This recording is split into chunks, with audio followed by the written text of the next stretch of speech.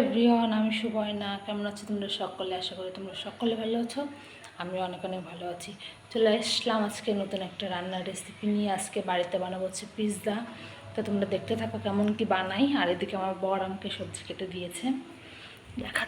বর আমাকে খুব সুন্দর করে সবজি কেটে দিয়েছে, মাংস কেটে দিয়েছে। এদিকে হচ্ছে মাংস কেটে দিয়েছে। আর এদিকে আমি বগুড়ার থেকে এটা পিৎজা বেসটা নিয়ে এসেছিলাম। এত সফট, তোমাদের কি বলবো।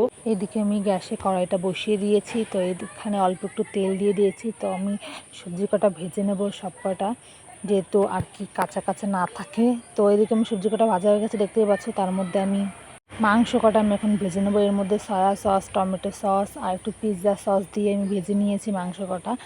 এদিকে যে পিৎজার ডোটা আছে ওটার উপরে আমি ভালো করে বাটার লাগিয়ে নেব। তারপরে দিয়ে দেবো হচ্ছে পিৎজা সস। ভালো করে পিৎজা সসটা দেওয়া হয়ে গেলে পরে তার মধ্যে আমি এক এক করে সব কটা সবজি দিয়ে দেবো। যা যা সবজি আমি ভেজেছিলাম সব কটাই দিয়ে দেবো, দেখতেই পাচ্ছ। আর এখানে আমি প্রথমে একটা ভুল কাজ করেছি। সব কিছু দিয়ে দেওয়ার পরে আমি আর কি এর মধ্যে আমি চিজটাই দিতে ভুলে গেছি। তো যখন আমার মোটামুটি সব হয়েই গেছিলো, তারপরে আমার মনে পড়েছে যে আমি চিজ দিতে ভুলে গেছি।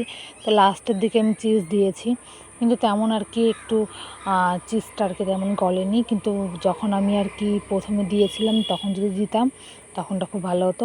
আর এদিকে আমার সব মোটামুটি সবজি দেওয়া হয়ে গেছে, মাংস দেওয়া হয়ে গেছে। এখন এর মধ্যে আমি অরিগ্যানো দিয়ে দেবো, চিলি ফ্লেক্স দিয়ে দেবো।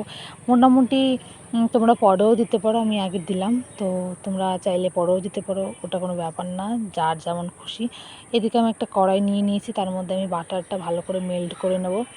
তার মধ্যে আমি এই পিৎজাটা বসিয়ে দেবো, দেখতেই পাচ্ছ। এর হিটে আর কি হয়ে যাবে। তো 5 থেকে 10 মিনিট তোমার রাখতে হবে তোমার ওভেনে। তো তারপর হচ্ছে হয়ে যাবে তোমার পিৎজা। তো আমি তো তোমাদেরকে বললাম যে আমি তখন চিজ দিইনি, পরে দিয়েছিলাম আমি চিজ।